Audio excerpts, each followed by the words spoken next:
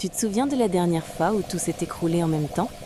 Pas juste un problème, mais une accumulation, une pression qui vient de partout. Les responsabilités, les attentes, les déceptions, les silences, et ce sentiment étrange que tout devient trop lourd. Ce moment précis où tu t'arrêtes, même quelques secondes, et tu te demandes « Est-ce que je tiens encore ou est-ce que je suis en train de céder ?» Ce moment où tu souris devant les autres, mais à l'intérieur, quelque chose commence déjà à se fissurer. Aujourd'hui, je veux te poser une question.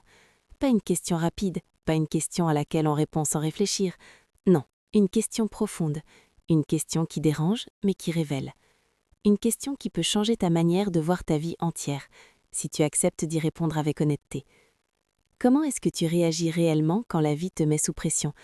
Pas quand tout va bien, pas quand tu es entouré, mais quand tu es seul face à toi-même, quand personne ne voit ce que tu traverses. La carotte. Regarde-la bien. Elle est solide, droite, bien formée. Elle donne l'impression d'être forte, stable, inébranlable. Quand elle entre dans l'eau, elle n'a aucun doute, elle ne s'inquiète pas, elle pense pouvoir rester exactement la même, peu importe ce qui arrive. Elle représente cette personne qui dit toujours « ça va, je gère », celle qui porte tout sans se plaindre, celle qui refuse de montrer ses faiblesses, celle qui ne demande jamais d'aide, même quand elle en a profondément besoin. Le stress est comme cette eau bouillante. Il ne vient pas toujours avec violence, il n'explose pas forcément d'un coup. Parfois il s'installe doucement, silencieusement. Il s'infiltre dans tes pensées, dans ton corps, dans ton cœur. Il t'épuise petit à petit sans que tu t'en rendes compte. Il te vide de ton énergie, de ta joie, de ta paix. Et puis un jour, tu te regardes et tu réalises que quelque chose a changé, que tu n'es plus aussi vivant, plus aussi léger, plus aussi toi-même qu'avant. Ce n'est pas une condamnation, ce n'est pas un jugement. C'est une réalité que beaucoup vivent en silence. Certains d'entre nous sont devenus comme cette carotte, pas parce qu'ils sont faibles, mais parce qu'ils ont été forts trop longtemps seuls, trop longtemps à porter sans relâche. Et à force de tenir, de supporter, de ne jamais lâcher, il ne reste parfois presque plus rien de la personne qu'ils étaient au départ. L'œuf. À première vue, rien ne change. La coquille est toujours là, intacte, solide. Mais à l'intérieur, tout est différent. L'œuf, c'est cette personne qui a été blessée, encore et encore. Celle qui a appris à ses dépens que faire confiance peut faire mal, que s'ouvrir, c'est risquer d'être trahi, abandonné ou brisé. Alors elle a pris une décision, peut-être inconsciente, mais radicale. Ne plus laisser personne entrer. L'eau bouillante n'a pas brisé l'œuf, elle n'a pas détruit son apparence, mais elle a complètement changé ce qu'il y avait à l'intérieur. Ce qui était doux est devenu dur, ce qui était sensible est devenu fermé, ce qui pouvait s'adapter, aimer, pardonner est devenu rigide, inaccessible, presque figé. Durcir de l'intérieur, ce n'est pas devenir fort, c'est se protéger, oui, mais à un prix élevé. C'est construire des murs si solides que même l'amour a du mal à entrer. C'est devenir inaccessible, non seulement aux autres, mais aussi à soi-même. Et un jour, même ceux qui t'aiment sincèrement ne savent plus comment t'atteindre. Ils sont là, mais toi tu es déjà loin, enfermé derrière quelque chose que personne ne peut franchir. Et puis, il y a le grain de café. Lui aussi entre dans la même eau bouillante.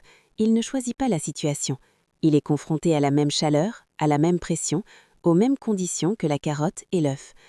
Mais quelque chose de totalement différent se produit. Le grain de café ne lutte pas contre l'eau, il ne se ferme pas non plus.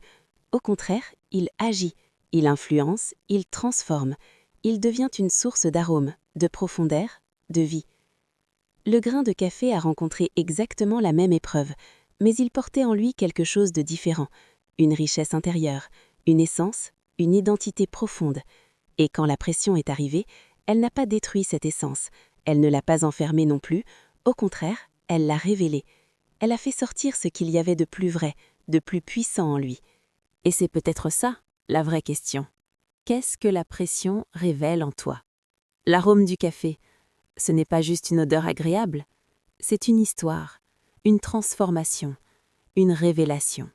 C'est le témoignage silencieux d'une vie qui a trouvé du sens, non pas en évitant les épreuves, mais en les traversant. Une vie qui a été marquée, secouée, parfois même brisée, mais qui, au lieu de s'éteindre, a appris à dégager quelque chose de plus profond, de plus vrai. Ce n'est pas le café que l'on boit avant la tempête, plein d'illusions et de certitudes. C'est celui que l'on savoure après les nuits difficiles, après les combats invisibles, après les moments où tu pensais ne jamais t'en sortir. Et si on l'apprécie autant, c'est parce qu'il porte en lui une leçon, parce qu'il raconte que tu as traversé et que tu es encore là. La vérité, c'est que tu n'es pas seulement l'un des trois. Tu n'es pas enfermé dans une seule réaction, une seule identité, une seule façon d'être. Tu es les trois, à différents moments de ta vie, face à différentes saisons, face à différentes pressions, et surtout face à différentes blessures. Parce que la vie n'est pas linéaire, elle est faite de cycles, de hauts et de bas, de moments où tu tiens et d'autres où tu flanches. Parfois, tu es la carotte. Tu avances, tu résistes, tu fais de ton mieux. Mais à force, la vie t'a usé. Tu t'es donné, encore et encore, jusqu'à sentir que ta force te quittait lentement. Parfois, tu es l'œuf. Tu as été blessé profondément, peut-être trahi, peut-être abandonné. Et sans même t'en rendre compte, tu as commencé à te fermer, à te protéger, à construire des barrières pour ne plus jamais ressentir cette douleur. Et puis parfois, tu es le grain de café. Tu passes par l'épreuve, mais elle ne te détruit pas. Elle ne te ferme pas non plus. Elle t'élève, elle t'approfondit. Elle te rend plus vrai, plus conscient, plus vivant, plus toi que jamais. Ce n'est pas la nature de l'épreuve qui fait la différence. Ce n'est pas non plus son intensité. Ce qui change tout, c'est ce que tu portes à l'intérieur avant même d'y entrer. C'est ton état d'esprit, tes croyances, ta profondeur intérieure. Et surtout, c'est le sens que tu choisis de donner à ce que tu as vécu une fois que tout est passé. Parce que deux personnes peuvent traverser la même tempête et en sortir complètement différentes. La première clé pour devenir un grain de café, c'est la conscience. Pas une conscience superficielle, mais une conscience honnête, brutale parfois. La capacité de te regarder en face, sans masque, de reconnaître tes réactions, tes blessures, tes mécanismes. Est-ce que tu sais vraiment comment tu réagis sous pression? Pas en théorie, mais dans la réalité.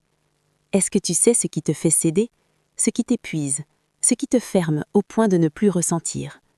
Cette lucidité-là, c'est le début de la transformation. Le grain de café ne devient pas ce qu'il est par hasard. Ce n'est pas un accident, ce n'est pas une chance. Il se prépare, bien avant que l'eau bouillante n'arrive. Il cultive quelque chose en lui, une profondeur, une identité, une solidité intérieure qui ne dépend pas des circonstances. Ça veut dire prendre du temps pour toi, te poser les bonnes questions, te demander ce qui compte vraiment, ce que tu veux incarner, même quand tout autour de toi vacille. C'est un travail intérieur, silencieux, invisible, mais puissant. La différence entre la carotte, l'œuf et le grain de café, ce n'est pas ce que la vie leur a fait subir, c'est la manière dont ils ont choisi de traverser la chaleur. Et la bonne nouvelle, c'est que ce choix existe, même quand tout semble hors de contrôle, même quand tu as l'impression d'être dépassé, submergé, impuissant. Il y a toujours quelque part en toi un espace de décision, un endroit où tu peux choisir qui tu deviens à travers ce que tu vis. Et si tu changeais ta façon de voir l'eau bouillante dans ta vie? Et si, au lieu de la voir uniquement comme une menace, une injustice ou une épreuve à fuir, tu commençais à la voir comme un révélateur? Et si les pressions que tu traverses en ce moment, les difficultés, les luttes, les moments d'incertitude, n'étaient pas là pour te détruire, mais pour faire ressortir quelque chose de plus grand en toi, quelque chose que tu ne pouvais pas découvrir autrement? Alors laisse-moi te poser cette question.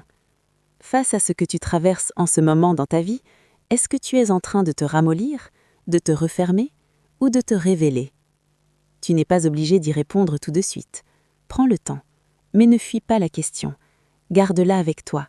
Laisse-la travailler en profondeur. La vie ne va pas arrêter de faire bouillir l'eau. Les défis vont continuer, les pressions aussi. Mais toi, tu sais maintenant quelque chose que tu ne savais peut-être pas avant. Tu sais que tu as un choix. Tu sais que tu n'es pas condamné à subir. Et surtout, tu sais qu'au fond de toi, il y a un grain de café, un potentiel, une richesse, une profondeur qui attend simplement le bon moment, la bonne chaleur, pour révéler tout ce qu'elle porte déjà en elle. Si cette histoire t'a parlé, ne la garde pas pour toi, partage-la avec quelqu'un. quelqu'un qui traverse une période difficile, quelqu'un qui doute, quelqu'un qui est peut-être en train de se perdre sans le dire. Parce que parfois, il suffit d'une image, d'une histoire, d'une parole pour rappeler à quelqu'un qui il est vraiment. Et parfois, un simple grain de café peut changer toute une vie.